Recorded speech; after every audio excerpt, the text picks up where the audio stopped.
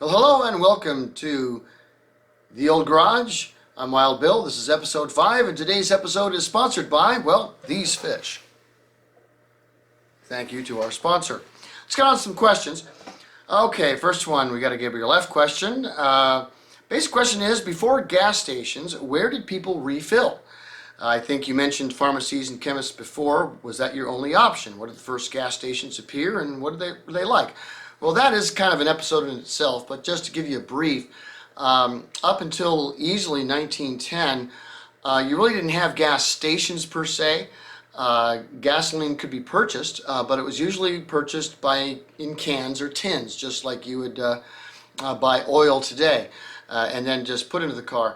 The first gasoline pumps, as we could call them, were gravity-fed things where you would basically pour the amount of gasoline into the top of it, with a margin of how many gallons you bought, and then it would just feed in. Those started right in the first decade of the 20th century. But gas stations, as we know them, really developed, first of all, within inner cities and in competition with other vehicles, and also with the development of the road network in the United States caused gas stations as we know them to come about. But we'll talk about more in detail, but in other episodes. But in short, in the early days, you would buy your gasoline at the apothecary, at the drugstore. Eventually, they did have stores that would sell it specifically that eventually became the modern gas station. Okay, we have Daniel Silverthorne. He asked the question, in your top 5, car question from the last, The Old Garage, is interested in some clarification on one of the companies mentioned. Is the Pullman car made by the same company that made the world famous Pullman rail cars, Pullman coaches and supercars? No, they're not. Very different companies. I think it was A.P. Broomwell, was it? Who actually in 1903 founded the Pullman automobile company. And he did kind of borrow the name Pullman because of, just borrowing the name, as it were. And you can do that in the U.S. under certain circumstances. For example, you can buy Carnation instant breakfast drinks, and at the same time you can buy a Carnation cigar. They're two different companies, but they have the same name because they're in very different industries, and there's certain circumstances where you can do that under U.S. law. And that's where that came from. But they're not the same company at all. But Pullman I will talk about. They're going to get episodes in the future. Good question. Also, he wanted to give me some clarification on another question he'd asked, because he said that his question about engines was mostly about what engine manufacturers were building the best engines for the applied use. Examples, if I wanted to build my own luxury car in 1912 but didn't want to have to design and manufacture my own engine, where would I find the best engine for that purpose? Or if I wanted to build a racing car, what was the best engine? Well, if it was 1912 and I wanted to build a luxury car, it's going to be one of two, really, I'd want, and that's either going to be a Continental engine, either a straight 4 or straight 6. They were really solid at the time. They built T-heads and then eventually overhead valve, 2 valves. Later on they did more, but they were solid engines, good for a good luxury car, and a lot of companies used them. Another one was the Knight sleeve engine, used in a lot. As a proprietary engine, if you built a luxury car, the Knight sleeve engine was really popular in the day. And it didn't have overhead valves. Actually, inside the cylinder, where the piston's going up and down, the valves were actually part of the sleeve around the cylinder and would turn to exhaust and let in fuel and such. It was disadvantage is that they tended to burn a lot of oil, and as well as leak a lot of oil. Advantage is that they were very smooth and silent running. A lot of companies used the Knight sleeve engine. If I was building a racing engine, it depended on the class. If I was building something that was going to be that was going to be a heavy car for racing, I'd have probably gone either with a Hispano Suiza or a Benz engine in 1912. If I was building a smaller car, like a smaller racer, a zippy little car, I'd probably use a Jap engine, a JAP. those I would have done for racing. So and don't worry, though I'll give into plenty more explanation about those engines in future episodes. Remember, the channel's young. Okay, Stannis Manis. How do the different propulsion systems of the pre-war era, like gasoline, steam, electric, compare with each other, generally speaking? Okay, wait for it. Remember we had that subs competition. I mean, what you just asked is pretty much what Gabriel F. asked for it. It's already written. It's in production. Don't worry. It's coming. Okay. Vaslet Fate, why leaded petrol? I mean, just why? Were there medical concerns from the start, even if the society hadn't caught up with the protect the environment thing? Was it for cutting costs in engineering, fuel quality, something else? Well, the whole science of the medical part of it hadn't been discovered at that time. The reason why it was done originally was because metallurgy wasn't as good as it is now. And it had a lot to do with the manufacturing of heads and valves, because the type of high tempered steel that we can do today and the type of alloys that we can do to make certain that they seat properly in the kind of conditions that exist inside an engine were not all that great back in the day. And adding lead in the fuel was a lubricant that would help engines to last longer and actually work better. So that's why it was done, and at the time it was done, it made great sense. It just wasn't until people started growing beaks and having children with flippers that they realized this wasn't so good. But that's why they did it initially. Yeah, Thomas Midgley. Yeah, they could say a lot about that guy. All right, now, Srecho Chuvalo, boy, did he throw a question at me. Let's play a variant of fill in the blank, Mary Kill. Save, help, or destroy? Save, help, destroy. Okay. One manufacturer, inventor to save from going under. One to help solve some problem they had, and one to force into bankruptcy. And let's say from 1880 to 1930. Not familiar with the game, but I think I know where you're coming, what you're asking for. Okay, somebody from that era that I would save from going under, that would easily be Walter Christie. I think that some of the work that he was doing in developing the front-wheel drive vehicle at the time was absolutely groundbreaking. He just didn't get the backing. He wasn't necessarily the best businessman. So yeah, I would have saved him from going under. One to help solve some problem they had. 1904. I'm going to go with Spyker.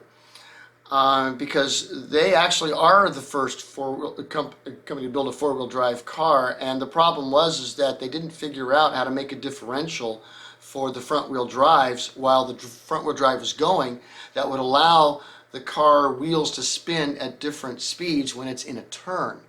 Because when you turn a car, yes, the outside wheel is going to spin faster than the inside wheel on the turn, and if you have a four-wheel drive, you're forcing those wheels to spin in both at the same speed, and so you can't make a turn. So I would have helped him with that. Okay, and one to force into bankruptcy. Oh, this was hard. And the reason why this question was hard is because, for the most part, any company that was around during that time that I would have wanted to force into bankruptcy went bankrupt. So I had to kind of think about why I would want them to go bankrupt. And so I'm probably going to get some hate mail for this, but I'm going to pick Oldsmobile. And here's the reason why. It's because in 1905, when they finished their production of the Merry Oldsmobile, Ransom Eli Olds, the guy who founded the company, he wanted to continue building cars in that vein.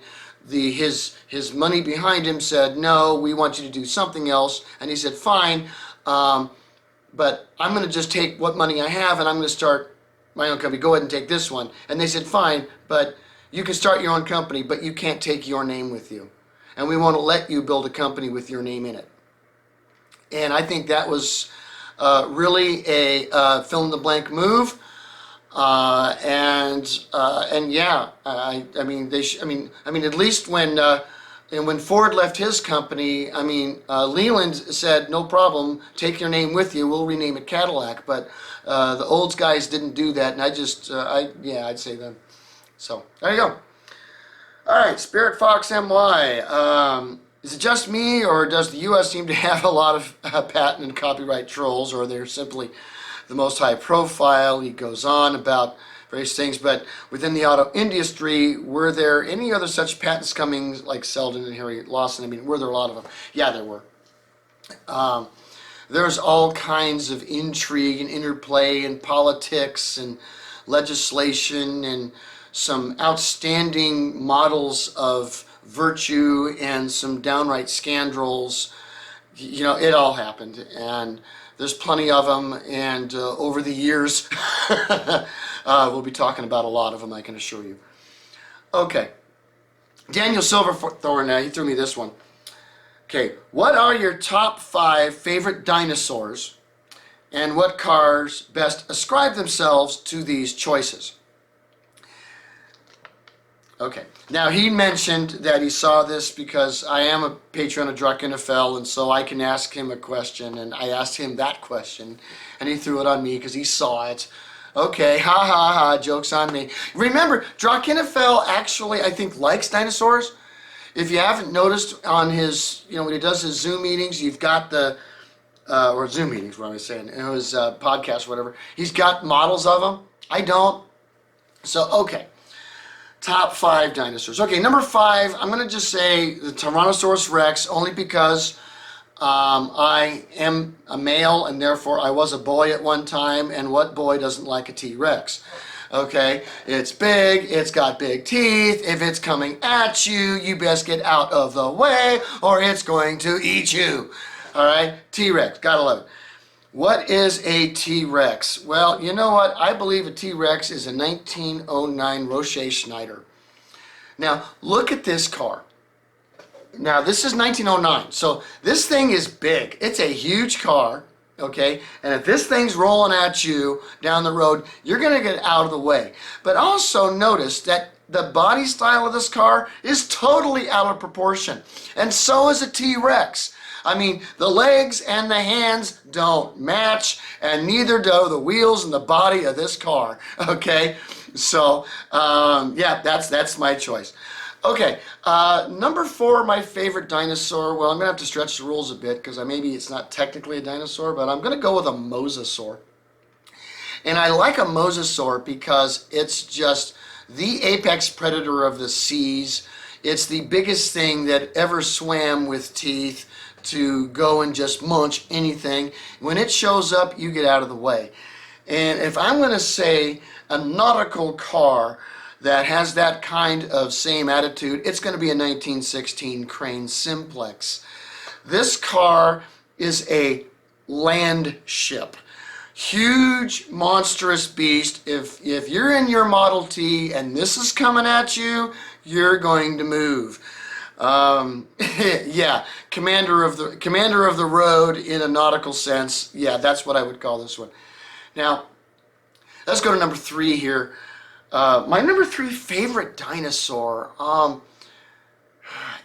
Okay, again, I'm going to stretch the rules. Maybe it's not it's a pterosaur, but it's going to be Quetzalcoatlus. I mean, isn't that just cool that a being that's got the same heft of a human being just unfolding its wings and taking off, I mean, into the air. I mean, how cool is that? I mean, we got superheroes that can fly, and this is a pterosaur that's, man-sized and can fly. And it's incredible. And therefore, without a doubt, that is a 1924 Bugatti, or 1925, pardon me, 1925 Bugatti Type 35A. That is a Quetzalcoatlus. Not because it's so huge, but because it's just a man-sized car. It's small, it's light, it's fast, it can do anything. It's got incredible power. I mean, Bugatti himself, Ettore Bugatti, I mean, he was a big airplane and aeronautics enthusiast. I mean, he's got his own story about things he did with aircraft. So, absolutely, That car to me represents that dinosaur, that Petrosaur, if you want to be technical. So yeah, Bugatti, 1925, Type 35A. Okay, my number 2 favorite dinosaur. All right, it's going to be Argentinosaurus. Okay, I mean, because, and here's why. This is a dinosaur that if a T-Rex walked up to it, it would look down and go, go away, kid, you bother me. I mean, we're talking about an animal so big it could probably create its own gravity well. This thing is huge. And nothing could get in its way. If anything did get in its way, it would simply be crushed. Therefore, the Argentinosaurus is, without a doubt, a 1912 Pierce Arrow Model 66. Yes, Argentinosaurus is a Pierce Arrow Model 66 from 1912. Never before or since has a bigger car been built. Okay, this thing was huge. If it was on the road and you were on the road, just get off the road, okay? I mean, every cylinder, and it's a 6-cylinder engine, every cylinder was more than 3 liters, okay? These things were so huge, many of them got converted into fire trucks. It was the largest production car ever built, this thing. Argentinosaurus, 1912 Pierce Arrow Model 66. Okay. Now, number 1 dinosaur, my favorite dinosaur. Okay, this took some thought now. Because to me, my favorite dinosaur, and maybe this is just kind of, I'm a bit of a geek, it's always been the Ankylosaurus. And here's why. It's because if there really was a living Teenage Mutant Ninja Turtle, it's this thing. Okay? This wasn't just armored in a half shell. This thing was just nothing but plates of don't try to bite this or you will hurt yourself. And then on the other end of it, it's got a club, sometimes with spikes, who knows, but either way, it says, if you leave me alone, otherwise I will kill you. That's what this thing was. And so, to me, that dinosaur is, and now again, I'm stretching the rules a little bit because I'm going questionable on vintage, 1934 Tatra Type 77. This car was absolutely docile if you left it alone, but if you messed with it, it would kill you.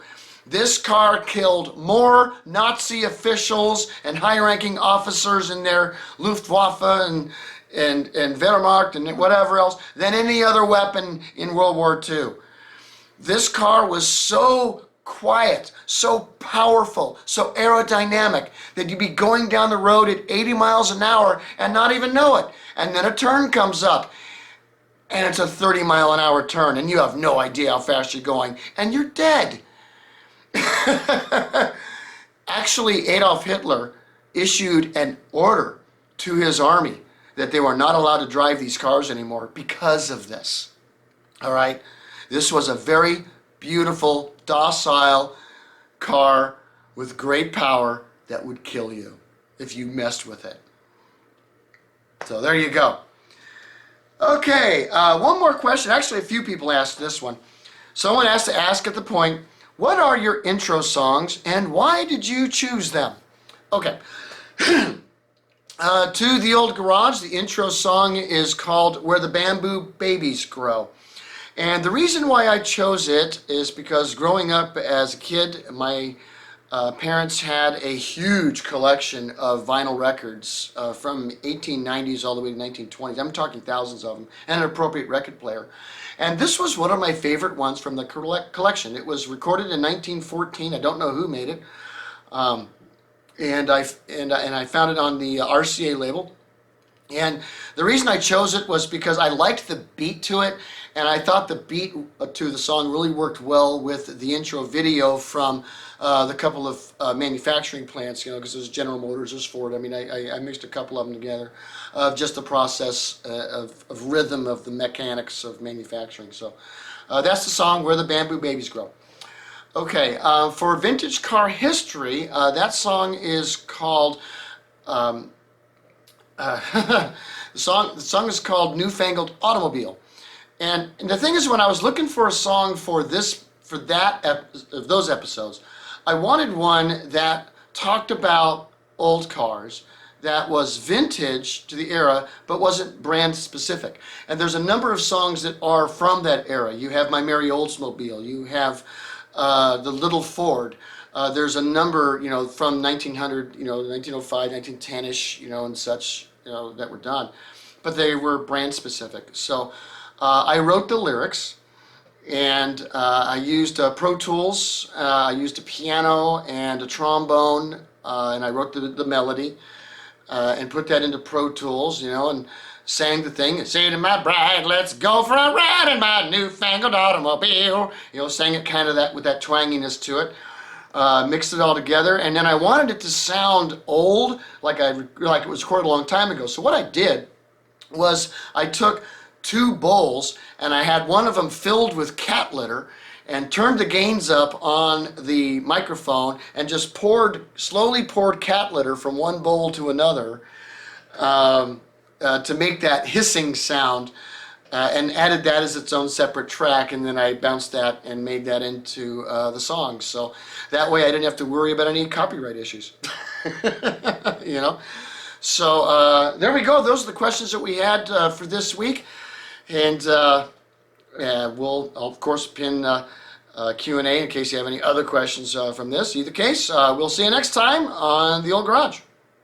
Peace.